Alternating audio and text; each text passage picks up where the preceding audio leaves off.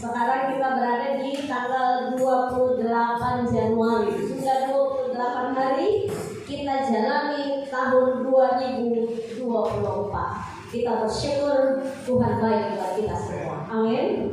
Kita bersyukur Tuhan pelihara kita hari lepas hari. Begitu luar biasa. 2023 kita bisa lewati dengan tidak kurang apapun, dan kita bisa menginjakkan kaki di tahun 2024. Kita berdoa agar tahun ini menjadi tahun yang lebih lagi dari apa yang Tuhan sudah kerjakan di tahun-tahun sebelumnya. Jangan menjadi orang Kristen yang biasa-biasa saja. Jangan jadi pelayan Tuhan yang biasa-biasa saja.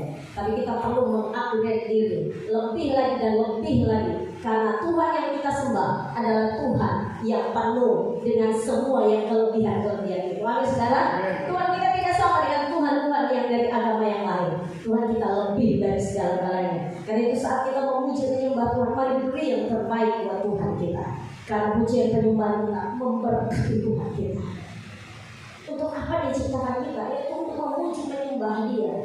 Karena memuji dan menyembah itu tidak bisa dia lakukan untuk dirinya, makanya manusia ada. Dan ketika ada yang mencoba-coba untuk mengambil alih semuanya itu, maka firman Tuhan bilang apa? Dibuang dari sorga, dibuang ke bumi. Itu Lucifer yang ingin mengambil alih tahta kerajaan daripada Tuhan Yesus. Puji Tuhan, waktu berjalan begitu cepat. Dan tidak lama, 3 hari lagi kita tinggalkan Januari.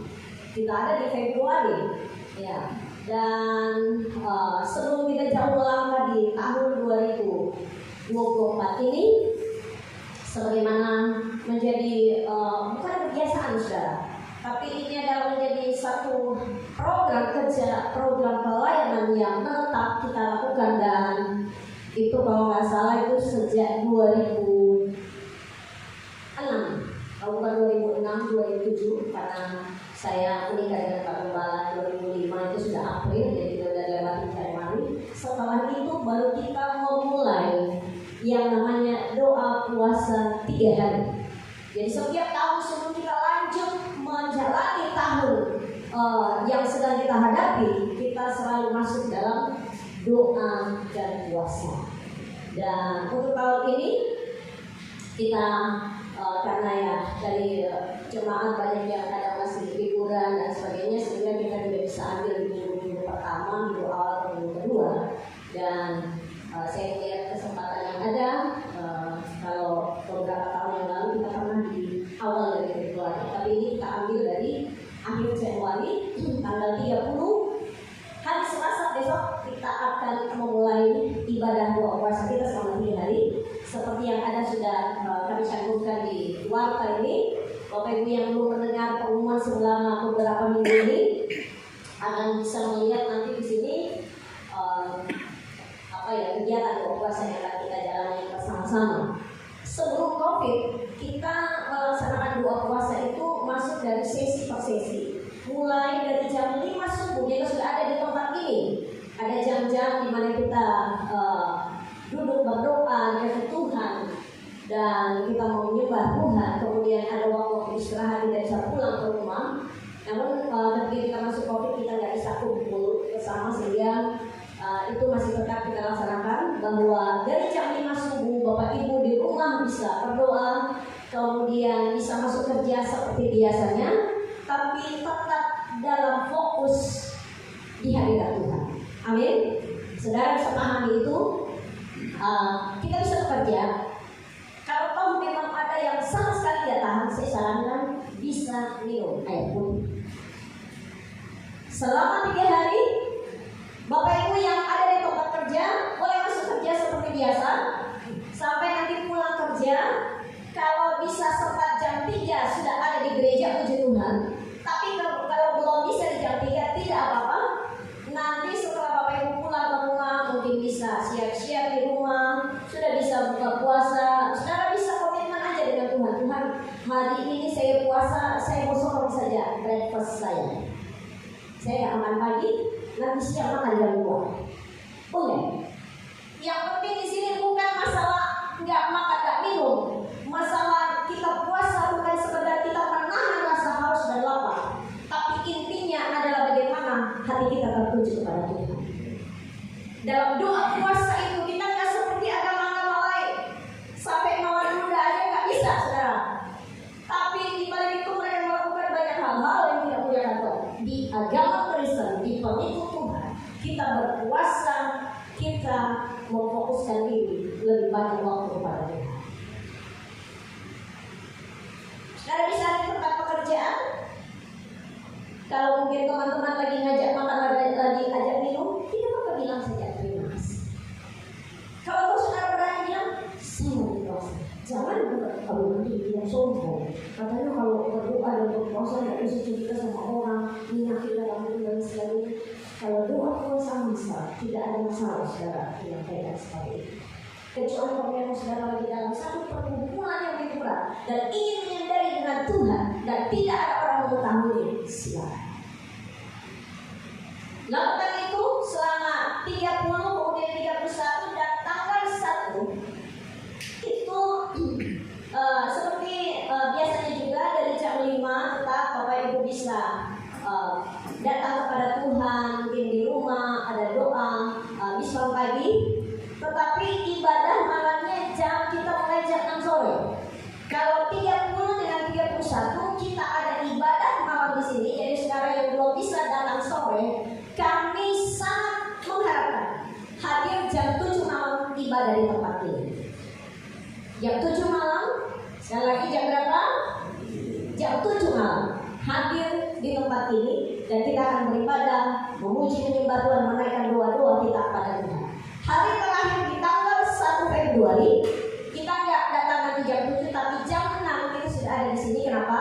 Karena agak panjang kegiatan acaranya. Kita selain kita buat ibadah, kemudian mungkin ada 1-2 orang bisa kesaksian bagaimana lawatan Tuhan terjadi. Kemudian kita akan ada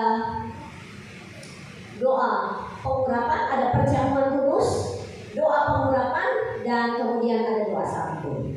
Puji Tuhan, anggur dari Israel masih ada. Jadi nanti malam ibadah terakhirnya pasti. Jadi yang tidak sempat kemarin ada yang bilang dulu kita pengen minum juga anggur dari Kana. Yang tidak sempat kemarin ikut puasa perjamuan akhir tahun, ya kita masih bisa di penutupan doa puasa. Jadi kemarin Pak saya sempat tadi beli anggur itu. Saya pikir biar oleh-olehnya saya tidak beli, yang penting ini saya bisa beli. Jadi saya usahakan saya letak di koper saya baik-baik supaya jangan sampai pecah. Karena itu nggak bisa dibawa di cabin kan, dia bisa dibawa dimasukkan di bagasi. Dan Tuhan semangat sampai di pulau negara. Haleluya. Baik, di situ Bapak Ibu Saudara, kita berpuasa bukan sekali lagi saya berkata nahan lapar, nahan haus, bukan karena kita kelebihan berat badan kemudian kita pengen diet supaya penampilan lebih oke lagi, lebih cantik dan sebagainya, tetapi itu firman Tuhan. Kita berpuasa bukan karena kita ikut-ikutan dari agama lain, tapi saya bilang justru agama lain niru dari Alkitab. Ada bahkan banyak orang yang bukan penganut agama, mereka adalah aliran-aliran kebatinan. Kalau mungkin biasa dengan itu mereka betapa di gua, itu aku tidak berpuasa supaya apa? Mereka lebih dekat dengan roh-roh yang mereka sembah, mereka lebih mengerti, mereka lebih lagi dekat dengan roh yang mereka sembah. Kita umat Tuhan, ketika kita berpuasa, saya mau bilang, semakin kita banyak berpuasa, semakin kita peka dengan suara. Semakin kita banyak bisa mengerti apa yang Tuhan mau dalam hidup kita, semakin banyak kita mengerti rencana Tuhan. Jangankan kita puasa, Bapak Ibu Saudara, Tuhan Yesus pun puasa. Amin. Nanti bulan kedua baca itu ya. Sebelum Yesus memulai pelayanannya, setelah dia dibaptis oleh Yohanes Pembaptis, firman Tuhan berkata, dia masuk dalam doa dan puasa. Selama berapa hari? 40 hari 40 malam. Setelah itu baru dia mulai melakukan pelayanannya di luar daripada dia harus menghadapi pencobaan, tapi begitu tetap dia oleh Tuhan. Karena itu dia sudah dapat kekuatan, dia sudah dapat apa yang luar biasa dari Allah. Musa pemimpin yang hebat di perjanjian lama, dia pun melakukan doa dan puasa untuk ketemu Tuhan. Setelah itu dia harus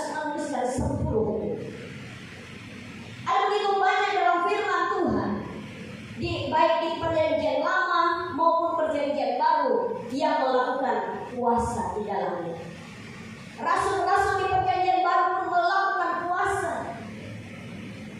Dan pagi hari ini saya rindu sebelum kita masuk di hari pertama, hari Selasa, persiapkan diri kita semua supaya kita mengalami lebih dan lebih lagi di hadirat Tuhan.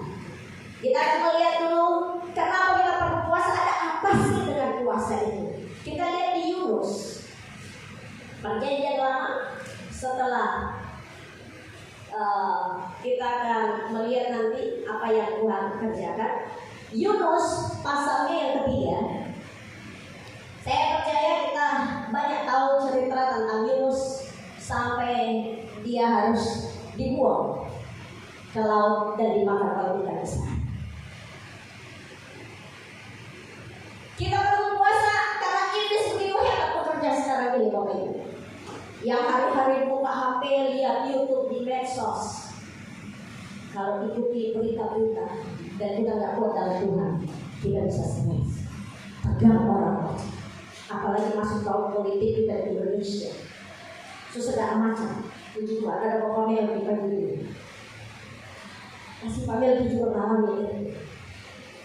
Begitu banyak peperangan berseliweran. Peperangannya bukan peperangan angkat senjata sekarang di Indonesia, tapi peperangan di alam roh yang bisa merasuk dalam pikiran kita.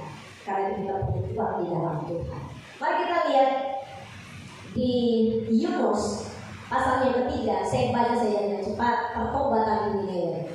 Mulai ayat 1. Datanglah firman Tuhan kepada Yunus untuk kedua kalinya demikian. Bangunlah, pergilah ke Niniwe, kota yang besar itu, dan sampaikanlah kepadanya seruan yang kufirmankan kepadamu. Bersiaplah Yunus, lalu pergi ke Niniwe sesuai dengan firman Allah. Niniwe adalah sebuah kota yang mengagumkan besarnya, 3 hari perjalanan luasnya. Tapi Niniwe di kota yang cukup luar biasa, cukup besar, Bapak Ibu. Ayat 4, mulailah Yunus masuk ke dalam kota itu sehari perjalanan jauhnya, lalu berseru, 40 hari lagi, maka Niniwe akan ditunggang balikan. Saudara, kenapa seruan pertobatan ini harus disampaikan kepada Niniwe? Karena ternyata Niniwe ini adalah bangsa yang sangat kejam. Mereka dikenal sebagai bangsa yang dulu pernah menjajah Israel dan tidak hanya membunuh para pria-pria yang ada, tapi wanita, anak-anak, sampai ibu-ibu yang hamil pun mereka tak peduli. Makanya Tuhan marah dan Tuhan ingin menghukum Niniwe. Dan dia menyuruh Yunus. Tapi waktu pertama kali Yunus disuruh, saking jengkelnya Yunus, pikir kejahatan dari Niniwe. Kenapa sih kota ini mau diselamatkan? Kenapa orang bangsa ini perlu diselamatkan? Mereka kan kejam, mereka patut dihukum. Betapa banyak orang kadang-kadang juga berpikir begitu sekarang. Waktu ada orang jahati kita, terus terjadi sesuatu yang Tuhan suruh. Awalnya Yunus berpikir demikian.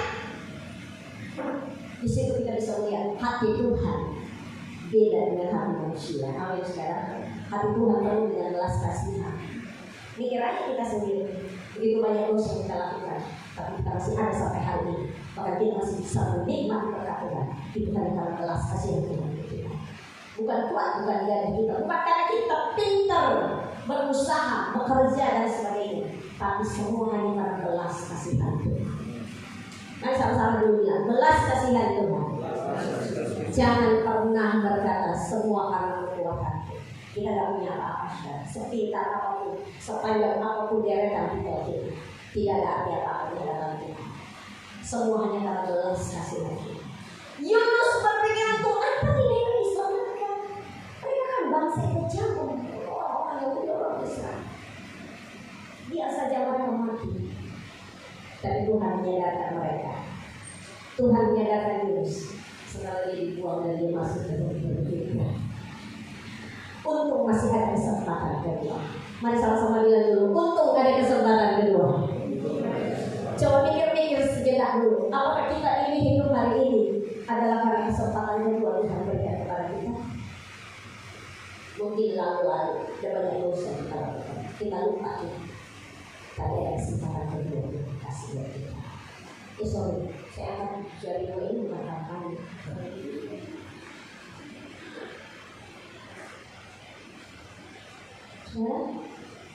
Saya akan ada belas kasihan kita. Karena belas kasihan Tuhan, akhirnya Yunus disuruh untuk kedua kalinya. Dan ayatnya yang keempat itu, mulai Yunus masuk ke kota itu dan berseru 40 hari lagi, maka Niniwe akan ditunggang balikan. Kalau kita dengar berita itu untuk diri kita atau untuk kota kita, kalau negara dalam nama Yesus, itu dijauhkan Tuhan. Tapi biar Tuhan sendiri yang beracara. Untuk Morowali Utara, untuk Indonesia, Bapak Ibu sekarang tahu kalau berkecimpung dengan jaringan-jaringan doa, saat ini ada begitu banyak gereja sedang berdoa 40 hari. Banyak sekali, banyak gereja. Kami di sini ya saya berdoa kiranya beberapa tahun ke depan kita bisa lakukan itu. Kita baru bisa melakukan 3 hari. Kalau saya pribadi, saya sudah pernah melakukan itu 10 hari. Tapi 7 hari itu setiap sore itu buka puasa. Kemudian 3 hari penutupnya puasanya total, siang malam tidak makan tidak minum sedikit. Dan itu bisa. Kadang kalau kita mau melakukan sesuatu kita pikir mana mampu ya, lepas kita nanti mahkambu. Tahu nggak saudara? Di tempat saya pelayanan dulu, justru yang sakit mah mereka bersaksi, mah saya sembuh. Kenapa? Karena kita nggak pikir masalah makan minum, kita berpikir tentang hadiah Tuhan. Yunus diutus dan akhirnya dia menyampaikan berita tentang penghukuman yang akan diberikan kepada Niniwe. Dan tahu apa yang terjadi?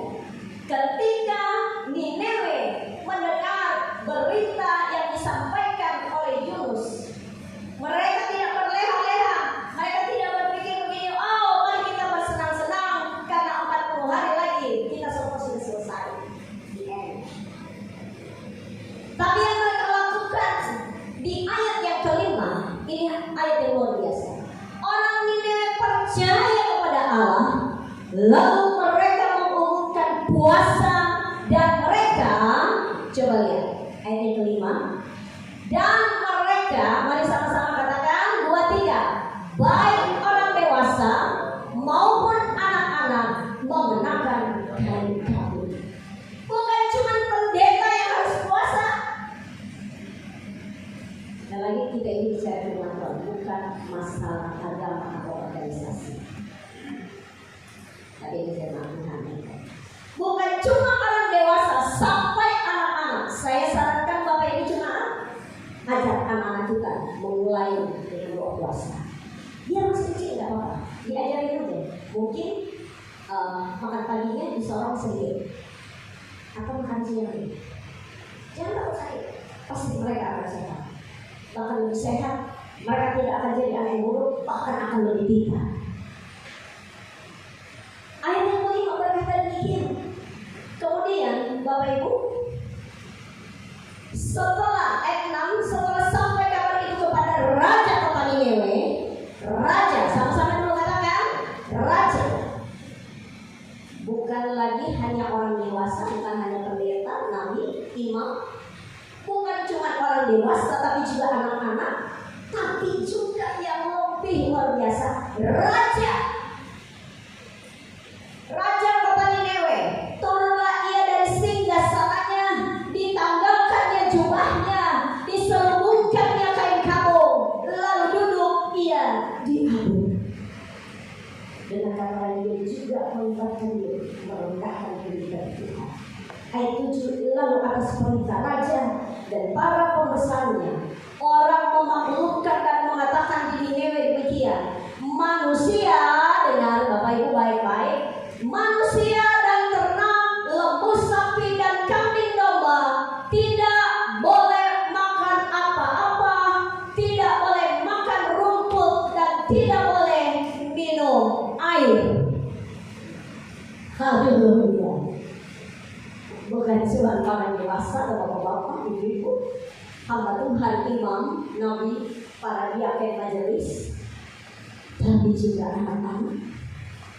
Dan bukan cuma itu orang-orang biasa, tapi pembesar terlebih raja, dia pun mengambil bagian di dalam doa puasa ini. Dan bilang itu Yesus, bukan cuma manusia, tapi semua makhluk. Ada hebat binatang yang disampaikan dalam firman Tuhan kita.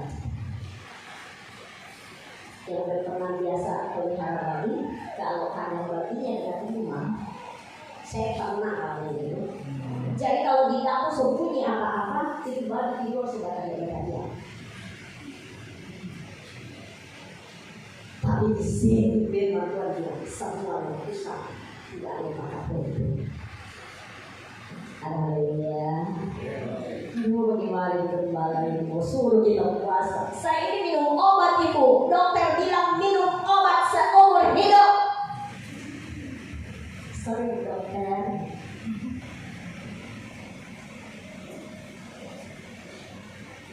Kadang-kadang Tuhan mau kita menerobos sesuatu di luar daripada ekspektasi kita, di luar dari pemikiran kita. Saya bilang tidak pernah ada yang seperti kita.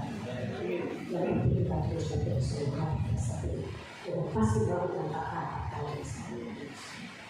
Itu kayaknya obat, tapi dalam nama Tuhan Yesus. Berdoa kalau hari ini Tuhan bilang nggak usah minum obat, terus minum. Nanti sorenya setelah buka puasa minum obat.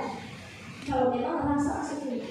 Tapi wayang kedua dia mulai hari doa puasa ini kau berhenti minum obat sama semua mujizat Tuhan terjadi. Haleluya.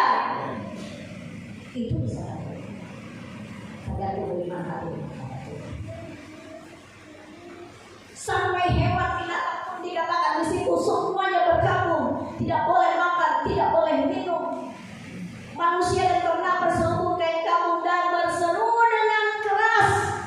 Berseru dengan keras itu gimana? Tuhan tolong kami Tuhan. 40 hari, 40 malam lagi kami akan dibutuhkan Tuhan. Atau langsung sembunyi di kamar.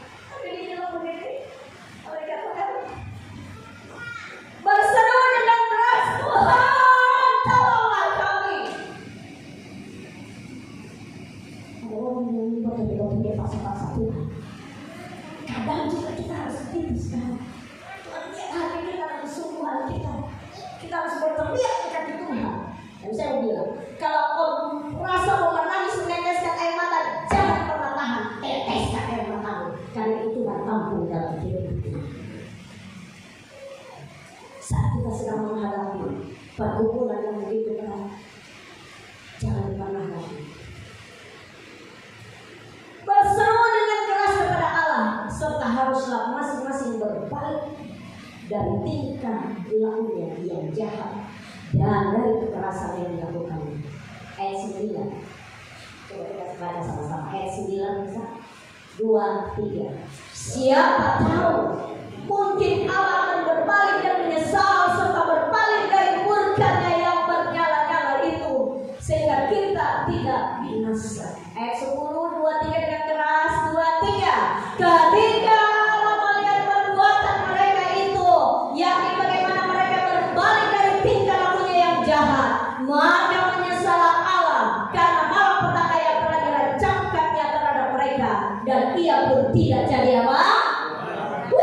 Haleluya, tepuk tangan dulu buat Tuhan. Murka diubah menjadi belas kasihan. Hukuman, siapa yang melawan hukum dari Tuhan? Gak ada. Hukum yang ditetapkan di Indonesia kadang-kadang masih bisa dilakukan. Orang bilang apa? Tumpul ke atas, tajam ke bawah. Itu istilah yang saya tahu di mana. Ada beberapa dalam firman Tuhan, keputusan dari Tuhan yang begitu luar biasa. Waktu mereka berbalik dan bertobat.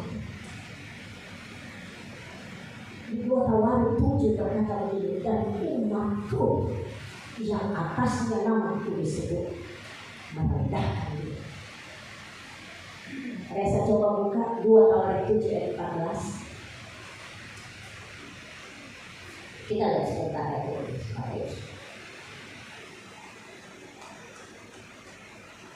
Dan umatku yang atasnya namamu disebut merendahkan diri, berdoa dan mencari wajahmu, lalu berbalik dari jalan-jalannya yang jahat, maka aku akan mendengar dari sorga dan mengampuni dosa mereka serta memulihkan apa? Kita perlu berdoa untuk Indonesia. Kita berpuasa 3 hari, bukan hanya sekedar untuk pergumulan pribadi kita, tapi kita berdoa buat Indonesia. Amin saudara. Kita berdoa buat Sulawesi. Kita berdoa buat korban. Kita berdoa buat keluarga kita. Kita berdoa buat pemimpin kita. Kita berdoa buat orang-orang yang mengasihi kita. Bahkan kita berdoa buat orang yang memusuhi kita sendiri. Karena tadi murka bisa bertobat menjadi apa? Kuasa Tuhan bekerja saat kita berpuasa. Sehingga poin pertama saya bilang, murka berubah menjadi belas kasih. Kenapa bisa?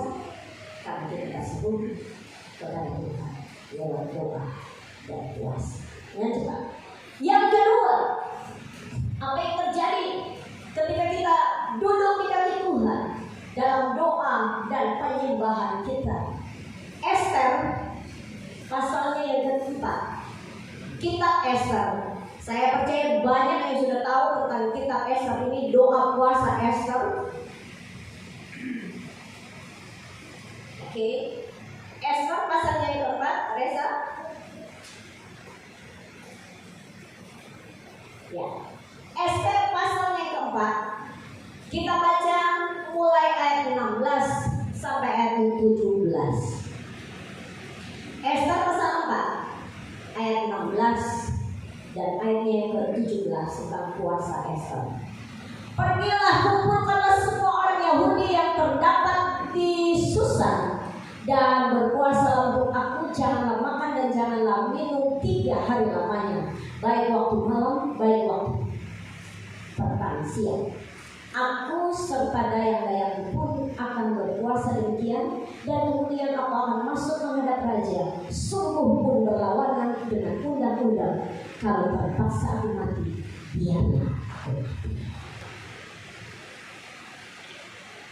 Satu nasa, satu komitmen, satu sumpah yang begitu luar biasa. Kalaupun aku harus mati, biarlah aku mati. Untuk apa? Untuk keselamatan bangsanya, orang Yahudi yang akan dimusnahkan, yang sudah dikeluarkan surat oleh Raja Ahasveros oleh pemalu seseorang. Siapa dia? Siapa dia? Yang benci sama Mordekai. Ada yang ingat guru-guru sekolah minggu? Haman. Dia marah, dia benci karena gara-gara Mordekai tidak mau menyembah dia, dan dia tahu dia orang Yahudi, sehingga dia merancangkan itu semua untuk tanggal dan waktu tertentu. Semua orang Yahudi harus menyembah. Dan ketika Mordekai tahu ini, saat ini Esther sudah ada di dalam istana dan dia dipersiapkan jarak. Kemudian dia menyampaikan kepada Esther, jangan pikir karena kau sudah ada dalam istana engkau akan luput dari rencana ini, karena kau bukan. Apa yang terjadi setelah Esther mendengar berita, dia kemudian berkata, kamu pergi puasa 3 hari 3 malam, jangan makan cabai. Setelah itu aku akan menghadap raja. Sementara dia tahu tidak ada seorang pun bisa menghadap raja jika itu tidak atas perintah raja. Makanya Esther berkata, kalau terpaksa aku mati, biarlah aku mati. Karena dia harus menghadap raja. Tapi Esther adalah wanita yang hebat. Saya ibu-ibu yang ada di sini juga memiliki roh seperti Esther yang hebat dan luar biasa. Dia punya hikmat yang luar biasa. Kapan waktunya? Walaupun dia tidak dipanggil raja, tapi dia pengen ada kesempatan. Dan dia tahu di mana raja biasanya menghadap. Kemudian dia sengaja lewat lewat situ. Begitu terlintas raja bilang, ada Esther di sana. Coba panggil raja. Dia panggil Esther pun menghadap. Ada apa? Rapi. Kemudian Esther berkata ini, dia pakai hikmat saudara. Dia kalau saudara, ada itu orang membunuh kami semua. Saya yang keluar dari bangsa. Tidak saudara. Jadi kalau ada masalah soal yang dihadapi, jangan langsung bilang itu lagi bapak pulang dari kantor di mana. Ibu dan bapak bisa bicara, dia jangan langsung bilang, ini tadi ada tetangga begini, wah, bapak tidak makan lagi. Dia langsung bilang begini, saya undang raja, saya membuat jalan makan. Senang! Bapak-bapak kalau diundang makan senang enggak? Pasti senang. Saya juga kalau diundang makan. Soalnya pernah dia undang makan biasa senang. Tapi sudah kemarin, tadi malam ada yang undang saya.